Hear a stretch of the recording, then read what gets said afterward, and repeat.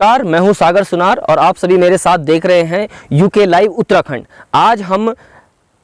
आज हमारी टीम पहुंची है घनसाली विधानसभा के सुदूरवर्ती क्षेत्र गेमाली में, जहां पर हम धरातल जन समस्याओं को जानेंगे, लोगों से बात करेंगे कि क्या इन 5 साल के कार्यकाल में यहां पर विकास पहुंचा है कि नहीं पहुंचा है। क्या कहती है गेमाली की आम जनता, इनसे बात कर देखते हैं। कि ये पूरी रोड में ऐसी स्लाइडिंग है, जहाँ भी चलो पूरी रोड स्लाइडिंग है, जिस कारण ये रोड पूरी ब्लॉक हो रखी है। लेकिन प्रश्न यहाँ पर ये उठ रहा है कि जब ये रोड ब्लॉक हो गई है तो इसे खोला क्यों नहीं गया है, और यदि सरकार बोलती है कि हमारा विकास अंतिम छोर के व्यक्ति तक पहुंच रहा है, तो इस रोड की सुध आखिरकार क्यों नहीं ली जा रही है। अगर इस पे कुछ घटना घट गई तो शासन और प्रशासन इस पे जिम्मेदार रहेगा, और हम गेमाली की पूरी जनता, पूरी जनता धरने में बैठेंगे और तहसील परिसर में हम पूरी गेमाली की जनता धरना देंगे। हम लाश कोई आई वहीं छोड़ देंगे, तहसील में रख देंगे वहीं। अच्छा, भागीदार आप लोगों के बच्चे यहाँ से इंटरमीडिएट के बच्चे स्कूल जाते हैं, तो उन लोगों के इस रास्ते से गुजरना होता है, तो क्या ऐसी आप लोगों की मानसिक चिंता रहती है अपने बच्चों के प्रति की? मानसिक चिंता है, अपने बच्चों को यहाँ तक छोड़ के आते हैं, छोड़ देते हैं, तभी जो है गार्जियन लोग सुखी रहते हैं कि चलो बच्चे अब वहाँ से निकल गए। पत्थर रात में आते रहते हैं, ऐसे नहीं कि प्रत्येक दिन यहाँ पर पत्थर आते हैं। प्रत्येक दिन, एक दिन भी ऐसा नहीं है जो प्रत्येक घास लेके जाती है। हमारा कोई रास्ता नहीं, एक ही रास्ता है, यही रास्ता। जान हथेली में लेके यहाँ से रिक्शा है, इतना बड़ा रिक्शा है, और कोई प्रशासन, हमने सबको प्रधान से लेकर सबको बोल रहे हैं कि यहाँ तुरंत खुलना चाहिए, नहीं तो हम हड़ताल में बैठेंगे। हम यहाँ भी कोई गेमाली गाँव होगा, हम भी लोग घास नहीं खा रहे। प्रशासन की ड्यूटी है, अगर यहाँ पर पत्थर आता है और कोई मरता है, उसका जवाबदार कौन रहेगा?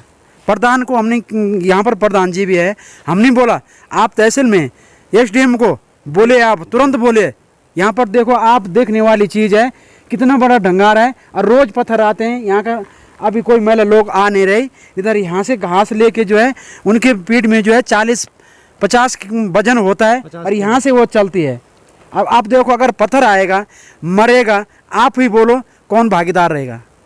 हम क्या कर सकते हैं? हम तो विभाग तक संपर्क कर सकते हैं, प्रधान से संपर्क कर सकते हैं, हम कर रहे हैं, बाकी हमारा कोई और क्या कर सकते हैं। अच्छा, जैसा किसी भी क्षेत्र का एक मुखिया होता है, वैसे हमारे घनसाली के जो मुखिया हैं, निवर्तमान विधायक शक्तिलाल शाह जी हैं, तो क्या आपने कभी ये आवाज़ वहाँ तक पहुँचाने की कोशिश करी? हाँ, कहीं करी।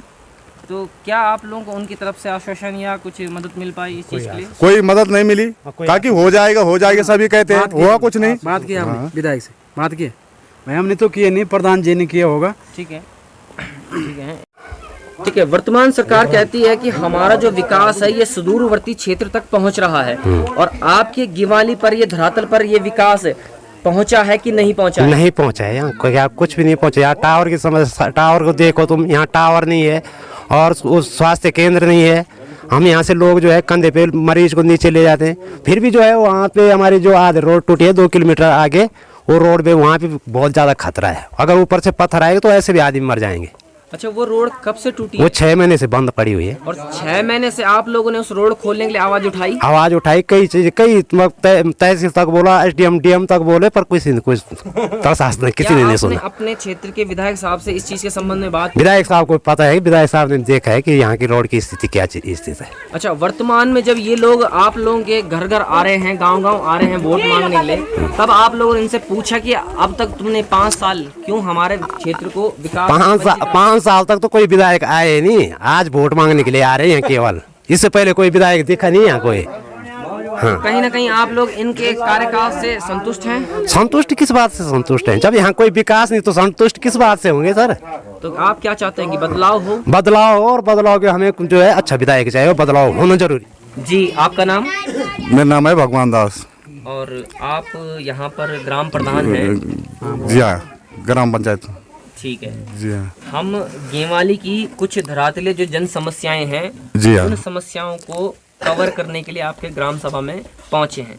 तो ऐसी क्या धरातले यहाँ पर जन समस्याएं हैं जिनसे आज भी ग्रामीण जूझते हैं? जी हाँ, एक तो नेटवर्क नहीं है जी, और एक स्वास्थ्य विभाग नहीं है, मेन चीज है दो पहले। और रोड तो तुमने देख ही लिया होगा, ऐसी रोड यहाँ पर है, और मेन चीज पुल का नहीं हो रहा, कुछ करें क्या उस रोड का जब पुल ही नहीं है। बिल्कुल सही बात बोल रहे हैं। यदि यहाँ पर ऐसी रोड आप लोगों को मिलती है, और यदि कोई गांव में कोई चीज़ जैसे कोई बीमार हो जाता है, उन लोगों को कैसे आप लोग स्वास्थ्य सुविधाएं दिला पाते हैं? उस उठा के ले जाते हैं, कुर्सी में लेके जाते हैं, और कोई सुविधा है भी नहीं इधर। 4-4 आदमी उठा के ले जाते हैं।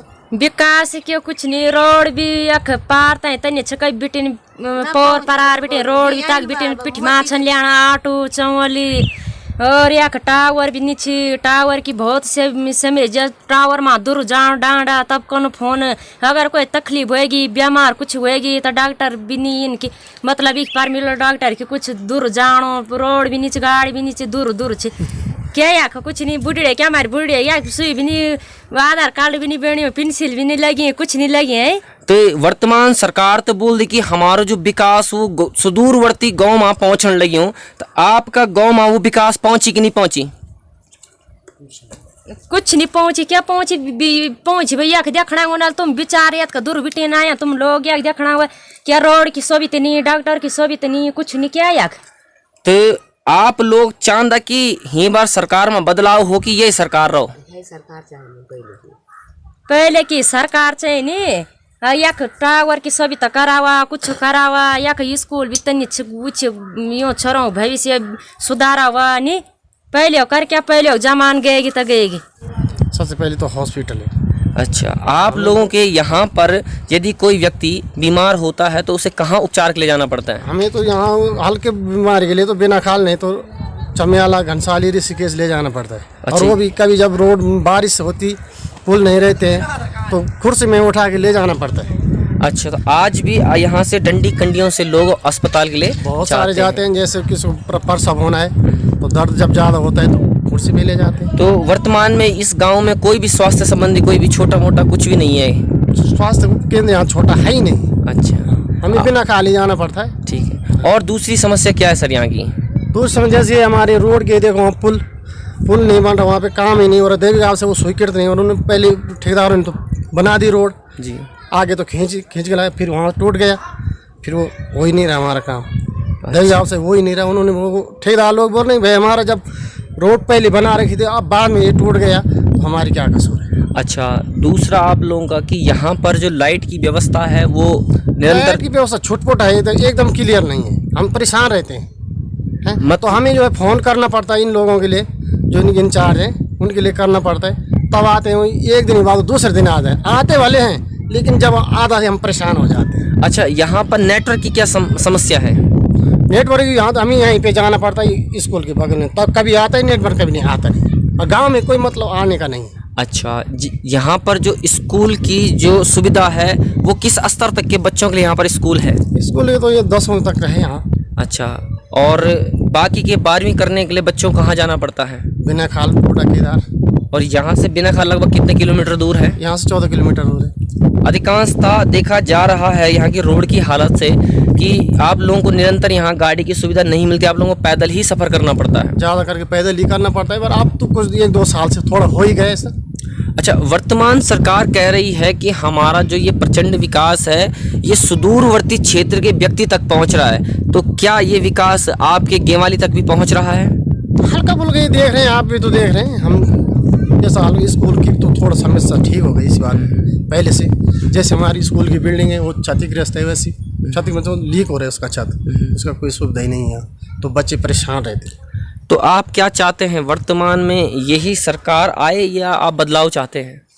अब सरकार का तो ना जाने हम किसका पटरा क्या है कहें, हम तो व्यक्तिगत लोग हैं, हम तो अपनी एक वोट कहीं भी दे सकते हैं, पर ना जाने सरकार का तो बड़ा माहौल है, इससे क्या बोल सकते हैं कि ये ही चाहिए हमको, ये ना चाहिए। अच्छा, एक सवाल है कि जैसा वर्तमान सरकार कहती है कि हमने प्रचंड विकास किया है, तो आप कितना संतुष्ट हैं कि आपके गांव में वो विकास पहुंचा है? तो आप संतुष्ट तो हम ये देख रहे, थोड़ा बहुत स्कूल का है, हल्का रोड का है, और हल्का फुल्का बिजली का भी हो गया, ये है। हम ये नहीं बोलते कि सरकार ने विकास बिल्कुल नहीं किया, तो है, लेकिन हमारे पूरा पर्याप्त नहीं है विकास। है कि हमारी डबल इंजन की सरकार है, कहाँ गए कहाँ है वो डबल इंजन की सरकार। 2 विधायक बने हमारे, प्रचंड बहुमत जिता के लगाए हमने, शक्तिलाल शाह को और भीमलाल आर्य जी को प्रचंड बहुमत दिया यहाँ से गेवाली से, सबसे आगे उनको वोट से आगे रखा उनको, ठीक है।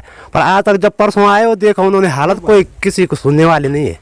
वो तो गेवाली में ऐसा चलो भाई यार गेवाली वालों को ये कर दो, कि हाँ यार तुम वोट दे दे, मैं वोट दे दूँ, सबसे आगे वोट देते हैं। हमने बीजेपी को वोट दिया सबसे आगे, और भीमलाल आर्य जब जीते थे उनको भी वोट दिया। देखो तो यहाँ की स्थिति ज्यों की त्यों पड़ी। मतलब कहीं ना कहीं पे ऐसा है कि जो वर्तमान सरकार के यहाँ पर निवर्तमान जो विधायक हैं उन्होंने कहीं ना कहीं गेवाली को दरकिनार किया है। दरकिनार के है, कुछ नहीं, कोई नहीं है, कुछ भी यहाँ विकास नहीं किया उन्होंने, कुछ ना। तो आप क्या वर्तमान में जो सरकार कह रही है कि हमारा जो विकास है ये सुदूरवर्ती क्षेत्र तक पहुंचा है, लेकिन हमें नहीं पूछा भाई जी। तो आप लोगों के क्षेत्र में ये विकास कैसे दिखाई देता है? हमारे यहाँ तो कुछ नहीं दिखाई दे रहा, कुछ ना। तो यहाँ वो उप स्वास्थ्य केंद्र है, जो बिल्डिंग है गेवाली, वो तो खैर नहीं आई है। और जो इससे पहले हाई स्कूल की बिल्डिंग है उसकी हालत इतनी जर्जर है कि उसके अंदर कोई बच्चा बैठने लायक नहीं है। अगर कोई अध्यापक जाता भी है तो अध्यापक को अंदर जाने में डर लगती है। आप उसको देख सकते हैं और उसकी फोटो और वीडियो भेज सकते हैं। तो ये है यहाँ की हाई स्कूल की। कई बार हम भी गए थे, वो शिक्षा अधिकारी के पास गए, वहाँ लेटर दिया हमने, पर उस पर अभी कोई कार्रवाई नहीं हुई। तो जो ये असुविधाएं आप लोगों के बच्चों के साथ हो रही है, इनके भविष्य के साथ हो रही है, इस पर आप जिम्मेदार किसको ठहराते हैं? जिम्मेदार सरकार, जिम्मेदार हम हूँ इसमें। तो वर्तमान सरकार तो कह रही है कि हमारा प्रचंड विकास है। कहाँ प्रचंड विकास? वो विद्यालय को, हमारे विद्यालय को देखिए कहाँ प्रचंड विकास है। वो हाई स्कूल की बिल्डिंग को देखिए कि इस पे विकास है। कई बार हमने मौखिक आर्य जी को, भीमलाल आर्य को हमने दिखाई, बिल्डिंग दिखाई। शक्तिलाल शाह जी आए हैं, उनको भी दिखाया हमने बिल्डिंग। तो उन्होंने बिल्डिंग के देख पर बिल्डिंग में कोई हालत ऐसी के तैसे पड़े हुए, कोई उस पर पहल करने वाला कोई है नहीं। कुछ नहीं पहुंचे ये तो, यहाँ तो ऐसा जैसा तैसा है। ये जो आज चुनावी दौर पर सभी जनप्रतिनिधि गांव-गांव आकर वोट मांग रहे हैं, क्या अपने 5 साल के कार्यकाल में ये लोगों ने कभी आप लोगों के गांव में आकर आप लोगों की समस्याएं सुनी? कुछ नहीं सुनी। कभी आप लोगों के गांव में ये लोग आए? कभी नहीं, ये तो आज आ रहे, बस जब वोट का माहौल बने तब आ रहे आजकल गांव में। तो आप क्या चाहते हैं, इस बार बदलाव हो जाए तो अच्छा है, कोई भी हमारा विकास करे, जो विकास करे उसी को हम गांव में चाहते हैं बस।